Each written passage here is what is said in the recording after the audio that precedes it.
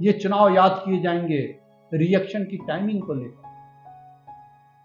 बिना समय गवाए रिएक्ट कर देना और फिर उसके दुष्परिणामों को भुगतते रहना, बिना सोचे समझे किसी भी बात को कह देना और कंक्लूजन पर पहुंचने की जल्दी आपकी चिंताओं और निर्णय लेने की क्षमता को बाईपास कर देती है।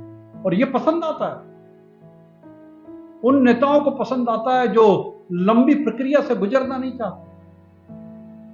और इस चुनाव में तो लगभग सभी ने यही काम किया और रियलाइज करने का चुनाव में अवसर नहीं होता, तो केवल रिएक्ट करते रहते हैं।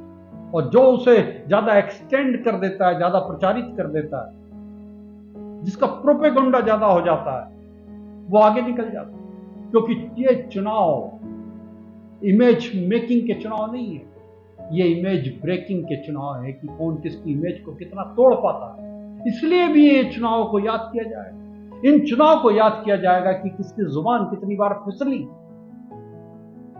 स्लिप ऑफ टंग के विष ने किसको कितना डसा और कितना नुकसान किसने उठाया। यह चुनाव याद किया जाएगा कि झटके में गरीबी को कैसे दूर किया जाएगा। यह चुनाव याद किया जाएगा कि धर्म किस तरीके से आसमान से जमीन पर उतर आता है। यह चुनाव इस बात के लिए भी याद किया जाएगा कि नेताओं का असीम उत्साह अपने चरम पर था। इतनी भीषण गर्मी के बावजूद नफरत के गोले लगातार हर मैदान में चल रहे थे। यह चुनाव याद किया जाएगा वायदों की बरसातों के लिए, हर घर में एक लखपति को तैयार कर देने के लिए।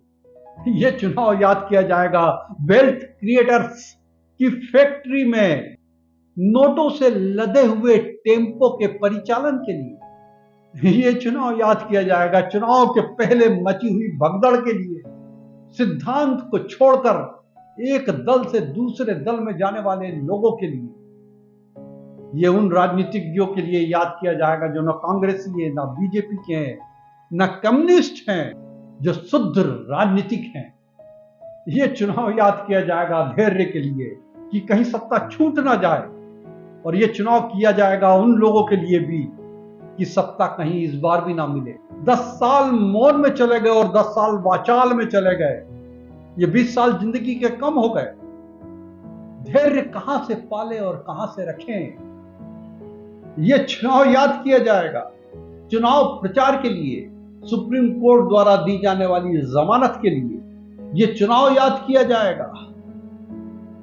उस जुगलबंदी के लिए जो भाई और बहन के बीच में, जो दो लड़कों के बीच में और जो शाह और बादशाह के बीच में।